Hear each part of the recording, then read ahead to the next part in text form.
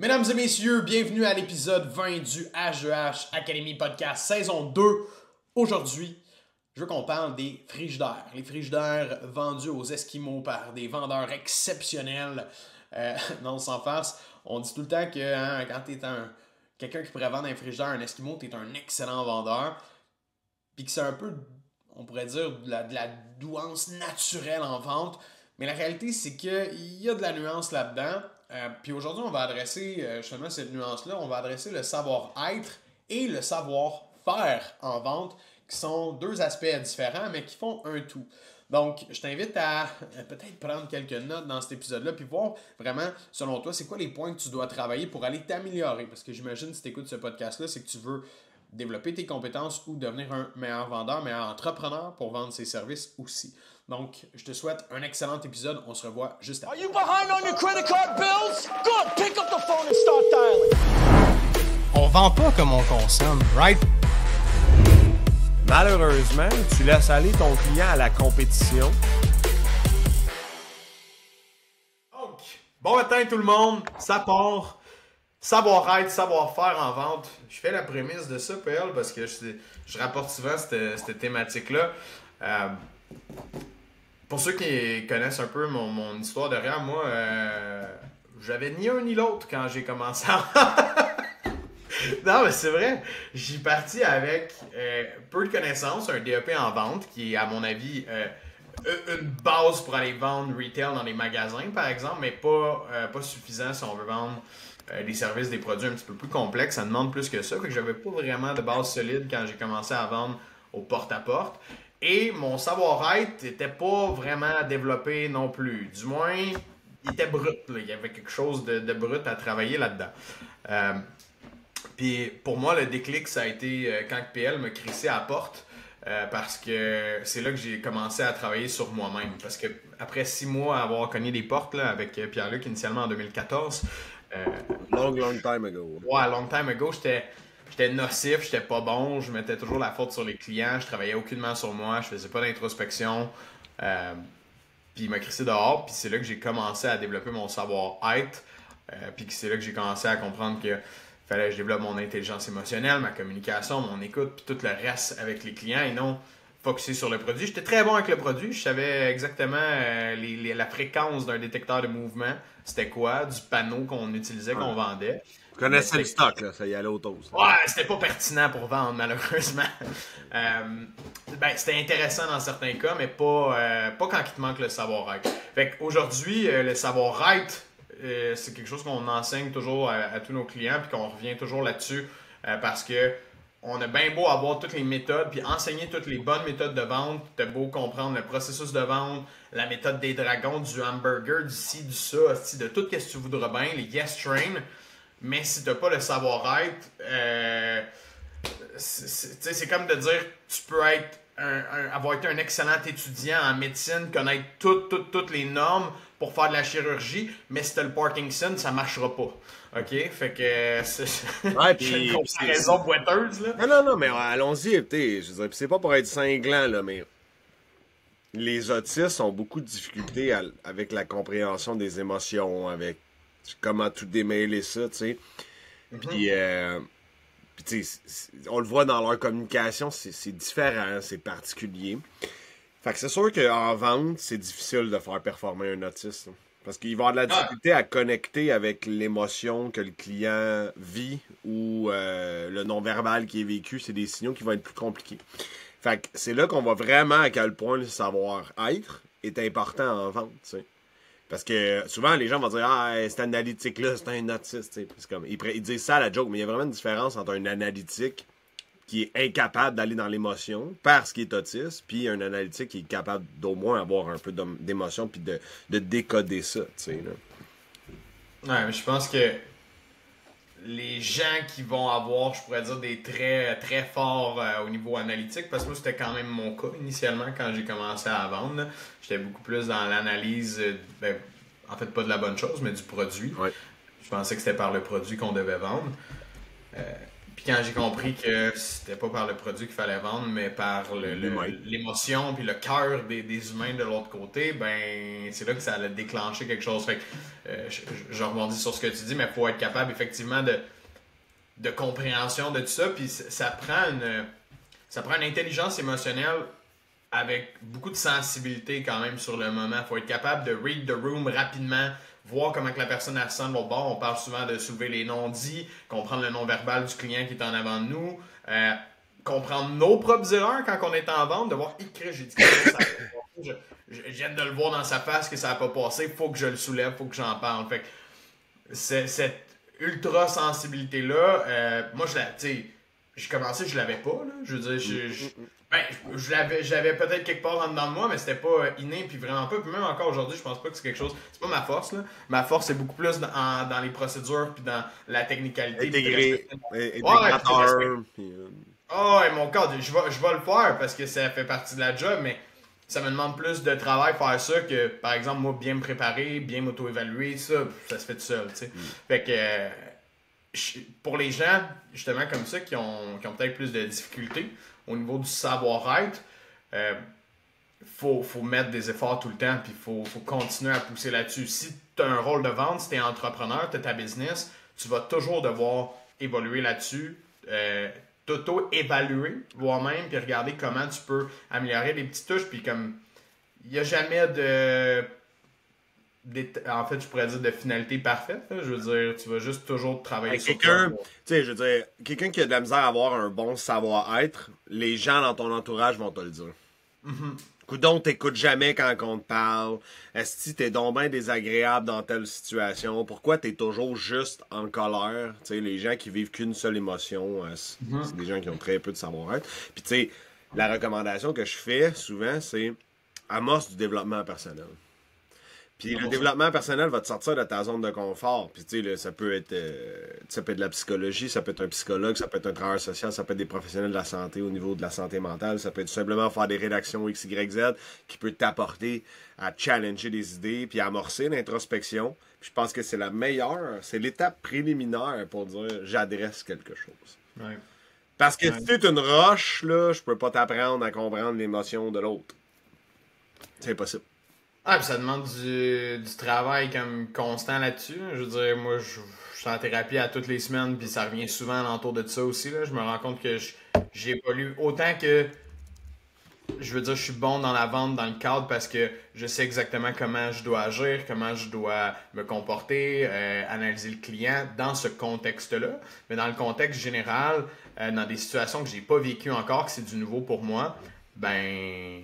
J'apprends encore à vivre justement mes émotions, voir comment ça se... Tu sais, c'est toutes des choses que on peut pas être parfait, comme j'ai dit, dans le sens que on a toujours du travail à faire. Puis ce qui est intéressant, comme tu dis, c'est que le développement personnel va venir influencer directement dans ta job. Parce que si tu travailles sur toi au personnel, ben ça va être beaucoup plus facile quand tu vas arriver avec des clients en vente, dans des présentations, peu importe. Juste en communication avec un client. Je veux dire, pour développer le savoir-être, il y a justement le développement personnel, la thérapie psychologue, etc., comme tout ce que j'ai cité. Après ça peut être les formations en communication, apprendre à communiquer. Ouais. Moi, j'adore ça, là, en passant. On en a pas parlé, toi puis moi, mais j'ai fait des lectures récemment sur la communication bienveillante. Okay. Parce que souvent on me dit t'es vraiment raide comme personne. Genre je me suis dit ben comme c'est bon, je vais adresser, parce que moi j'introspecte à tour de bras, moi aussi je suis en thérapie puis j'y vais, t'sais. Fait que j'étais allé aborder vraiment la lecture sur la communication bienveillante, sur comment comprendre, puis c'est pour avoir encore une fois une meilleure répercussion au niveau en tant que père, en tant que conjoint, mais aussi dans mes business avec mes employés, tu sais. Fait que je trouve ça vraiment intéressant. Fait que tu vois, d'apporter une dimension plus émotive ou émotionnelle dans ta communication, c'est vraiment intéressant, tu sais. Puis ça l'apporte vraiment à un autre niveau, là, tu sais. Ouais. Fait que, mais je pense que l'étape 1, c'est de faire une prise de conscience sur ça. T'sais, pour tout le monde, en tout cas, qui veut s'améliorer en vente, là, parce que les gens qui sont ici nous écoutent pour ça, là, prioritairement. Mais moi, ça a été mon étape 1. Ça a été la prise de conscience de « Hey, je me suis fait calisser dehors. Comment ça, je me suis fait calisser dehors? Pourquoi moi, je suis pas capable de... » C'est magique, là, ça, là, c'est la clé, là, parce qu'il y en a qui vont juste faire « Ah, le monsieur qui a pas de cheveux qui m'a mis dehors, c'est un trou de cul. » Fuck off. Tu sais, fait que t'as tout de suite levé le flag en disant « Ben voyons, qu'est-ce que j'ai à me reprocher, moi? » Ouais, ça a fait assez mal pour que je passe à l'action puis que je tombe en mode introspection par rapport à moi-même. Mais comme pour certains qui sont entrepreneurs, ça veut pas dire qu'il va arriver quelque chose, ça veut pas dire qu'il va y avoir une étape X qui va te frapper assez fort d'en face. Peut-être c'est juste d'être là un matin puis tu te dis ah Chris, c'est vrai que je travaille pas sur ça. Puis tu sais, comme tu l'as dit, une formation en communication, tu sais, nous c'est ça qu'on fait avec nos clients puis les entrepreneurs avec qui on travaille.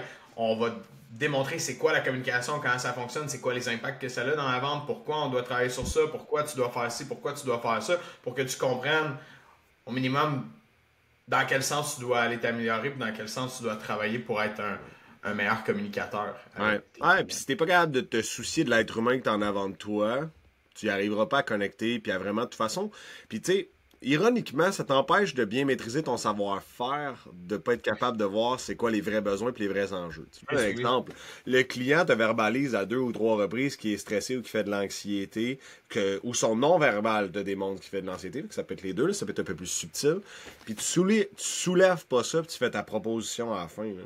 Tu t'attends vraiment à ce que tu closes, c'est impossible. Genre. Il va être ben trop dans l'émotion négative. Ouais, puis il sera pas capable de prendre une décision, surtout il ne se sentira pas compris, hein, là, parce que la communication doit être bidirectionnelle, elle doit être empathique, elle doit être dotée d'une écoute active, puis c'est ce qui fait la relation, puis qui va la structurer positivement. Fait que si t'as pas les éléments qui peuvent construire ton devis ou ta soumission de la bonne façon parce que t'as pas capté ces infos-là, ben, tu manques des pièces du puzzle pour gagner ta game, puis réussir à avoir ton nouveau client. Puis c'est tout dans la... C'est une subtilité, là. C'est une subtilité, là.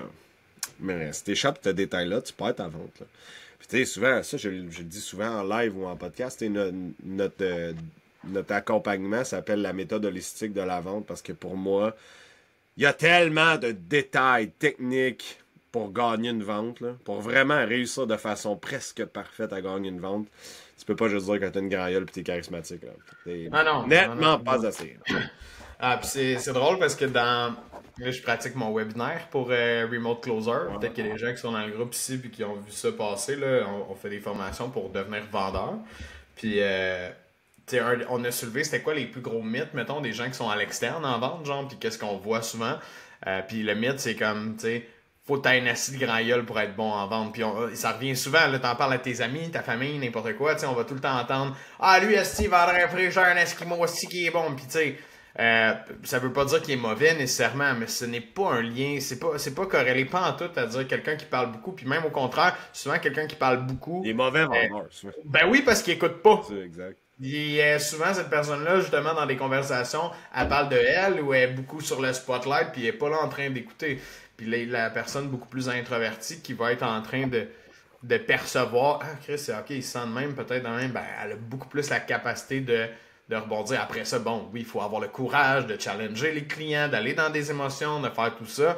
Mais ça reste que, tu sais, à l'inverse, comme quand on va en thérapie, des fois, faire de la vente, c'est un peu dans ce mood-là, dans le sens qu'on joue au docteur, on trouve quels sont les symptômes, c'est quoi les causes de ces symptômes-là, où est-ce que ça s'en va. Puis il faut être attentif, à l'écoute, moins froid qu'un docteur, parce qu'il y en a des docteurs qui payent sur le piton en esti. Pourquoi t'as ça? Ça, c'est plus humain, là. Mais bref, l'idée de trouver les symptômes, on rentrera pas là-dedans. je vois des commentaires. Sophie a dit vraiment, je trouve ça que ça apporte beaucoup de poids que vous êtes des gars à encourager les gens à le faire. Ouais, ben, tu sais, je pense que nous, on n'a pas cette genre étiquette-là de pas par Chris depuis qu'on travaille ensemble. En tout cas, on parle de ça. Le mouvement Mon Alpha!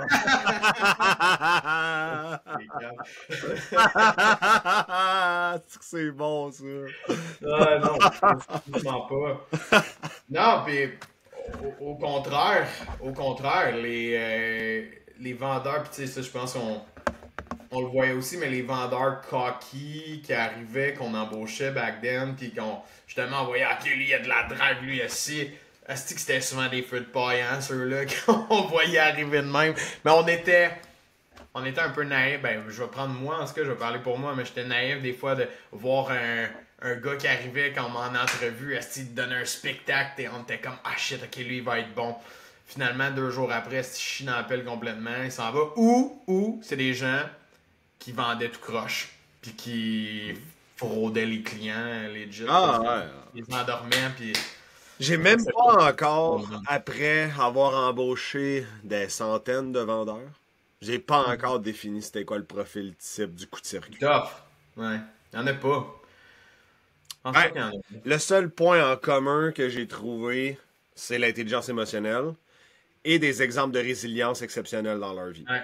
La capacité de grind, tu sais, de mettre l'effort, parce que si on enlève, si on prend en considération que la personne est pas autiste, là, mettons dans le cas là, que tu reprends tantôt, que c'est une personne qui est capable de développement personnel, qui est capable d'introspection, puis qui est capable bien évidemment de se faire coacher, former là-dedans, ben souvent le dénominateur de succès sur pas le court terme mais sur le long terme, c'est la personne justement résiliente, travaillante, qui va pas baisser les bras, qui va get over it, mais qui va s'avancer. On en parlait tantôt, tu sais, Étienne il est pas là aujourd'hui, là. Ben je pense pas qu'il nous écoute, mais... Il est dans le jus, lui, là. Étienne. Ah, il est dans le jus, Étienne, tout le temps, mais tu sais, beaucoup de monde le connaissent ici, là, parce qu'ils prennent des rencontres avec lui. Mais Étienne, tu sais, la première année, porte-à-porte avec moi, ça a été tough comme moi, ça l'a été avec toi. Sauf que lui, il avait une bonne attitude comparativement à moi. Tu sais, Chris, ça a été tough, là, si tough de chez tough, là, puis... il a continué à grinder. Il a fallu que je dise, OK, on arrête. Il est revenu, il est reparti à grinder jusqu'à temps que Manny trouve la Switch puis il continue à le faire. La Switch n'est même pas finie encore, là. Ben non! Fait que c'est fou raide, là, tu sais. 100%. Nous avons une compagnie familiale, j'aimerais avoir une formation Ah, j'ai dit qu'on y allait lier. dans le domaine de la climatisation, chauffage. Cool, Samuel. Ben oui, on va pouvoir t'écrire. Ludo qui est dans Remote Closer. Yes, Ludo, merci pour ça. Cool. S'il y a des vendeurs qui veulent join Remote Closer, on repart les inscriptions bientôt, là. Ça repart, si jamais. Fait que, bon, on a parlé beaucoup de savoir-être. On peut rentrer un peu dans le savoir-faire. Attends, j'avais un autre point. Vas-y. Si t'as pas de savoir-être, bonne chance pour être un hard closer aux objections. Ouais, t'auras pas de relation. Sorry, mais tu pourras pas te rendre à 3 objections, tu vas te les faire calisser dehors de la maison ou ils vont juste t'envoyer chier. Okay? Mais quand t'as une relation de même, tu peux te permettre d'y aller plus deep. Là. Ouais, puis quand t'as la relation comme ça aussi, parce que tu cares pour le client. For real! Je vais t'aider pour vrai. Laisse-moi t'aider. Puis voici comment ça va se passer. A, B, C, D, E. Mais s'il n'y en a pas de savoir-être, là, je pourrais jamais te montrer comment vraiment handle une objection de peur puis être capable de regagner la confiance puis de permettre au client de s'abandonner puis de pouvoir dire OK, go. Tu sais? Mais ça part, pour moi, ça part un peu de, je vais dire de ton why, mais comme pour être un petit peu plus large, ça part un peu de ta mission, de pourquoi tu fais les choses dans cette business-là. Si tu t'en vas là, puis je pense aux vendeurs qui font ça, puis aux entrepreneurs, mais si ta mission, c'est juste de faire du cash, puis tu vois juste le signe de pièce à la fin de chaque transaction, si tu ne vois uniquement que ça, ben tu vas être biaisé par tout le reste. Donc, quand tu vas arriver pour closer, tu vas essayer de closer pour faire de l'argent et non pour aider le client en plus de ça. Donc, ça va répercuter négativement. Puis ça, on le voit, c'est des gens qui ont bien plus de difficultés à assumer la vente, à être sûrs d'eux-mêmes, parce que je fais des ateliers sur le closing dernièrement, puis c'est fou le nombre de gens qui ont peur de demander la vente, qui ont peur de challenger dans les objections, parce qu'ils ont peur de se faire dire non, parce qu'ils ont peur de perdre la vente. La peur que tu devrais avoir, c'est de ne pas aider le client, c'est de ne pas être capable de l'aider dans le moment, là, de dire j'espère qu'il ne va pas se faire crosser ailleurs, j'espère qu'il va prendre mon service parce que c'est comme ça que je vais pouvoir l'aider à atteindre son objectif. Fait que si on concentre notre mission sur aider le client, puis ça peut paraître cheesy dans un sens, mais si on concentre notre mission à aider le client, ça facilite la réflexion. Ouais, moi, je suis un analytique, fait que c'est peut-être plus cheesy. C'est pas cheesy. Sais-tu qu'est-ce qui est cheesy? C'est d'avoir peur de perdre la vente parce que tu ne demandes pas à vendre. Ça, c'est cheesy en tabarnak. Sorry, là. Ça, c'est cheesy en tabarnak. Ouais, ok. J'aime comment tu l'apportes. Mais à un moment donné, il y a un shift mental qui est à faire dans ton cerveau pour qu'à un moment donné, tu comprennes que c'est toi la bonne ressource. Là. Justement, prenons Samuel là, qui dit qu'il est dans la climatisation chauffage. Si t'échappes ta vente, tu veux-tu qu'elle tombe dans les mains d'un crosseur qui va y vendre 25 000 $, la 12 000 BTU, sacrament, ou ben c'est toi qui vas aller l'installer? Ça, c'est cheesy de pas vouloir closer sa vente. Sorry, là. Ça serait drôle que Samuel nous dise qu'il est vend à 25 000. À moins qu'il y ait genre 12 têtes, là, which is pretty okay, là, mais... Non, mais il doit connaître sa compétition, mais Chris que oui, là, parce que le nombre de personnes qui se sont faites frauder ou qui ont acheté une thermopompe beaucoup trop chère, esti, il y en a à tous les coins de rue. Un convertisseur d'aération thermique. Hey, c'est rendu sexy en esti comme nom. Hey, je reviens. J'en ai un autre avant que tu switches. Et celui-là, il est vraiment important. Parce que le savoir-être, de façon très importante, là, quand c'est un bon skills chez quelqu'un, puis j'en rencontre, c'est dernièrement, là, puis je peux te le dire, là, c'est pas des vendeurs, mais ils ont tellement un bon savoir-être qu'ils gagnent leur vente par rapport à ça. Puis là, je suis comme, mettons, j'en ai un là, cet après-midi. Ça fait 15 ans qu'il est en affaires, 9 millions de chiffres d'affaires. Jamais eu de formation en vente, tout appris sur le top, et comme là, j'aimerais ça me structurer, là. J'aimerais ça vraiment prendre ça sérieux. Mais c'est comme moi, ma question, c'est comment t'as fait pour te rendre à 9 millions? Ah, il dit, ben là, je m'assis, puis je jase, puis je rends le moment agréable. Là, j'étais comme, ok, savoir-être. J'étais comme, il t'en manque. Tu sais, il dit, oui, il y a de la préqualification, des appels explos qu'on va te sauver du temps, mais genre, il y a un gros morceau que je suis content que t'aies, là, de savoir-être, tu l'as dans le taper, tu sais, là. Puis il est comme, ah ouais. Ouais, mais tu sais, pis honnêtement, c'est vraiment quelque chose, quand je vois ça, 15 ans de business, pis c'est honnêtement attribuable probablement à son savoir-être, son leadership avec ses équipes, son intelligence émotionnelle a fait en sorte qu'il y a comme eu un aura positif, pis ça s'est comme transporté dans sa structure, j'étais comme flabbergasté hier, là. Ça, c'est tellement les mandats les plus faciles à pogner puis à faire exploser, là, dans le sens que quand la personne elle a déjà ce côté développement personnel-là, en elle, il y a un bout de travail qui est déjà fait. Là. Mais ouais, je suis d'accord avec toi parce que quelqu'un qui n'a pas le savoir-être du tout, autant qu'il peut avoir la méthode, puis autant qu'il peut avoir la formation en vente, ça va être quand même difficile pour lui de générer des ventes parce que ça sera pas authentique avec les clients, ça va toujours se ressentir. Fait que le point ici, c'est qu'il y a un élément de différenciation par rapport à sa concurrence. 100%. C'est pas un preneur de commande, c'est un humain. Puis en plus, il livre la job, puis les gens sont contents. Puis ça, c'est l'élément 1, surtout dans le domaine de construction, là, c'est ça? Yep. Construction, là, on va se le dire. Quand tu te démarques, tu prends le temps de jaser avec le monde, tu bâtis une relation. Là, un demi-edge, là, c'est un sacrement de gros edge. Ah ouais, c'est un solide edge là-dedans. Il y a des marchés où est-ce que tout le monde fait la même chose. Là, je veux dire, on regarde le marketing web, là, on en a formé je sais pas combien des business en marketing web, mais le monde sont beaucoup plus axés sur la vente, puis justement conclure, puis la transaction, nanana, versus la construction que on voit juste des soumissions par courriel là, quand tu vas t'asseoir avec le monde. On en a parlé, c'est la semaine passée qu'on parlait de ça d'ailleurs. Ça fait une donc là, on a assez parlé du savoir-être. Ouais. Pourquoi le savoir-faire, c'est important en vente? Là, tout le monde va dire, écoute, c'est bien compliqué de faire une vente. Ben oui, c'est compliqué. Puis si tu veux un taux de closing à 80%, puis pas à 13%, 16%, 17%, ça prend beaucoup d'éléments. Fait que pourquoi le savoir-faire? Ça, c'est davantage plus ta partie de tarte à toi, là, que t'es vraiment plus cartésien et t'aimes, là, tu sais. Ben, moi, ce que j'aime expliquer, c'est une autre comparaison. Celle-là est bonne. C'est une comparaison que j'ai bâtie dernièrement pour faciliter la compréhension, mais le savoir-être puis le savoir-faire, moi, je vois ça un peu comme cuisiner une recette. Donc, tu peux être un très mauvais cuisinier, OK? Mais si tu es capable de la recette, OK, qu'on t'a donnée, là, de WeCook ou HelloFresh, quelque chose comme ça, ça va donner quelque chose, ça va te donner un outcome à la fin. Mais imagine, c'est un bon cuisinier, puis en plus de ça, tu suis la recette. Quelles sont les chances que ta recette, elle soit scrap à la fin? Au contraire, tu vas avoir une recette perfecto. Si tu es un bon cuisinier, donc tu as le bon savoir-être, tu développes tes compétences sociales et tu suis la recette du début à la fin, tu es sûr que le gâteau aux framboises que tu veux faire, il va sortir tout le temps pareil, de la même façon à toutes les fois. C'est ça qu'on essaie d'expliquer, du moins avec les gens en vente le plus possible, que tu as besoin d'une recette. Comme un ingénieur va avoir un plan quand il va commencer à travailler, comme le médecin va avoir une structure pour aller faire une opération, comme un professeur a un plan de cours dans sa journée pour enseigner. Tout le monde alentour de la vente ont des méthodes de travail, une structure, des procédures, dans tous les domaines pratiquement. Mais en vente, s'il y a quelqu'un de mané qui a dit « Disons, pas besoin de ça, si on est en vente. » On fait ça au feeling. On y va au feeling. On y va, c'est le perf, esti, yes! Non, mais honnêtement, celle-là, en appel avec des clients de la construction, là, c'est un inévitable.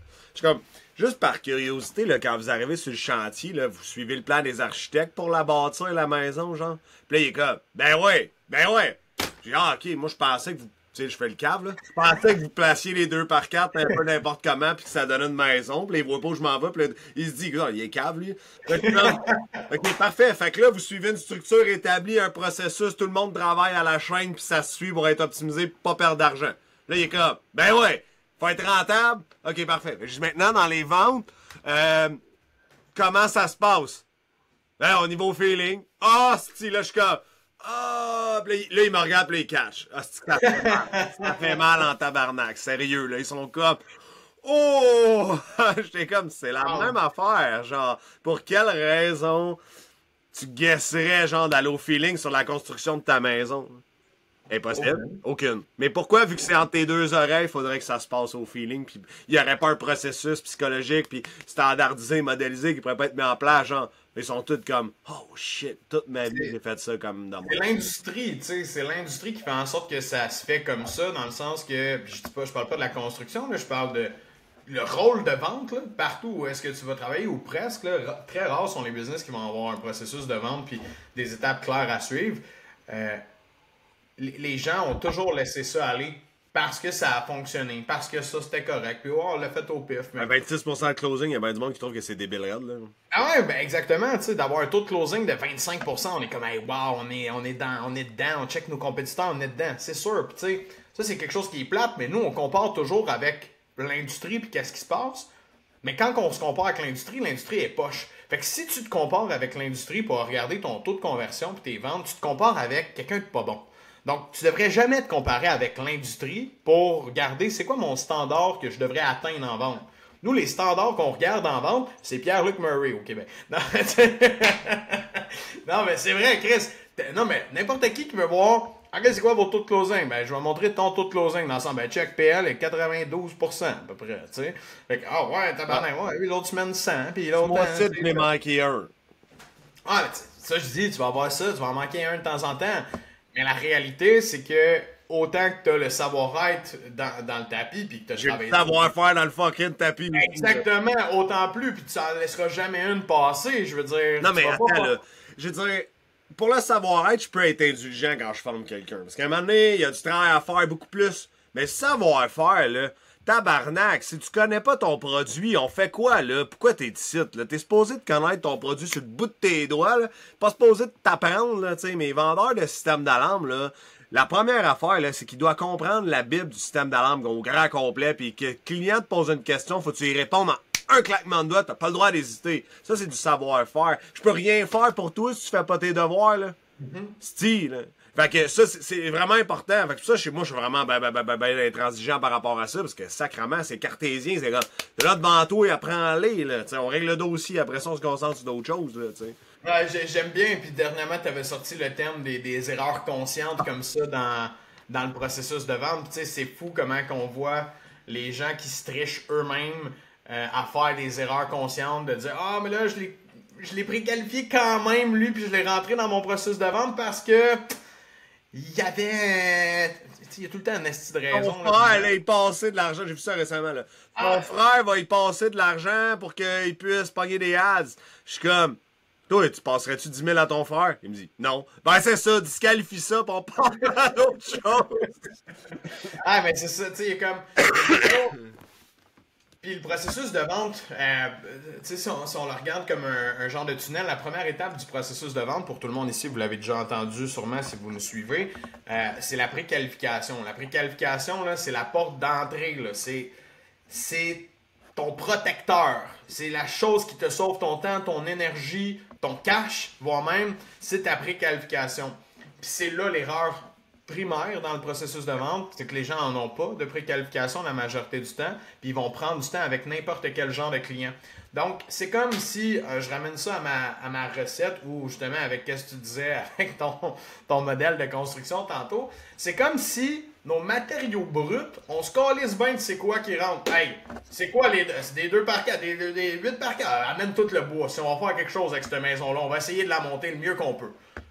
Mais c'est sûr que si tu regardes pas ta matière brute pour voir le produit final que tu as besoin, c'est-à-dire une vente, dans le contexte, si tu prends pas le temps de filtrer quelle matière brute tu laisses rentrer dans ton processus de vente, tu vas te retrouver avec n'importe quoi à la fin. Tu vas te retrouver dans une recette de cuisine avec quelque chose de complètement différent. Tu voulais faire un gâteau esti aux framboises, tu te retrouves avec des muffins esti au je sais pas quoi, moi, au lin esti qui goûte. Là, en plus, tu pourrais dire que le cuisinier qui a le bon savoir-être va faire en sorte qu'il y a d'autres mondes qui vont rentrer dans le restaurant parce qu'il est agréable, le cuisinier. Là, exact, même si c'est pas le meilleur, ils vont dire Chris, c'est une belle expérience quand on va là, c'est le fun. Ça me rappelle un bon vieux souvenir là, du Defer Kitchen Gallery, là, pas loin du bureau à Saint-Urbain qu'on était. Là, c'était débile raide.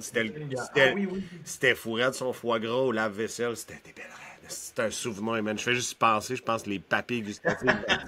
Et lui, là, c'était le cook qui servait. C'était tout petit le resto, là. Le cook servait, il n'y avait pas de serveuse, pas de serveur, rien. Il faisait même sa plonge, là, genre, de mémoire. Là. Fait qu'il venait nous voir, il jasait, il débouchait le vin, des fois, il prenait une coupe de vin avec nous. Il était vraiment chill, puis il cuisinait, puis il était comme, je m'en viens vous porter ça, là. Sa fabuleuse côte de bœuf, mon gars, c'était... honnêtement, tu vois, il avait le savoir-être, le savoir-faire, puis il l'avait en sacrement, là. C'était un solide cook, là. Fait que c'était le frère... La recette, c'était une belle... c'était le référent Mathieu Cloutier, puis son partner, là, c'était débile. Ah, c'est le frère Guillaume, ça. Ouais, c'est le frère Guillaume, mais là, je crois que c'est fermé, je suis pas sûr. Je crois que c'est fermé. Fait que, bref, mais tu vois, ici, il y avait tous les éléments, puis ça marchait à côté, ce restaurant-là. C'était pas donné, mais c'était fou. Tu sais, d'avoir le savoir-faire, comme je répète, puis je martèle là-dessus, comme tu l'as dit, tu ne devrais pas négliger ça, parce que tout le monde a la capacité d'aller chercher le savoir-faire. Ce qu'il faut que tu mettes, c'est le temps, puis la pratique, puis d'aller assimiler ça jusqu'à temps que ça soit à 100%. Impeccable. Ouais, jusqu'à temps que tu aies la note parfaite. Qu'est-ce que tu faisais pour te travailler ton savoir-faire, toi, là? Quand tu travaillais pour moi, c'était quoi je faisais pour que tu développes ton savoir-faire? T'en souviens? Ah, ben la première fois, tu veux dire? Ah non, l'histoire, ouais, il y a une histoire derrière ça.